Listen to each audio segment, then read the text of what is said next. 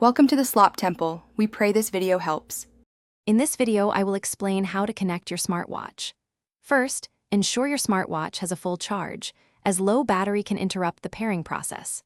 Next, download the correct companion application for your specific smartwatch model onto your smartphone. This app is crucial for managing settings and data. Finally, activate Bluetooth on your phone and keep both devices within a close range, about 1 meter, to ensure a stable connection during setup. Now, let's initiate the pairing. Open the companion application on your phone and look for an option to add a new device. Your phone will then scan for nearby Bluetooth devices. Select your smartwatch from the list that appears. A pairing code, usually a 6-digit number, will display on both your phone and watch. Confirm it matches. Grant the application all necessary permissions for full functionality, including access to notifications and health tracking. Encountering issues? Don't worry, troubleshooting is straightforward. First, try restarting both your smartphone and your smartwatch. This often resolves minor glitches.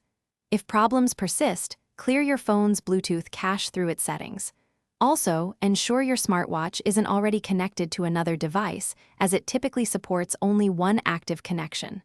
Finally, check for any available software updates for both your watch and the companion application to ensure compatibility. Once connected, you can personalize your smartwatch experience. Use the companion application to customize watch faces, adjust notification preferences, and set activity goals.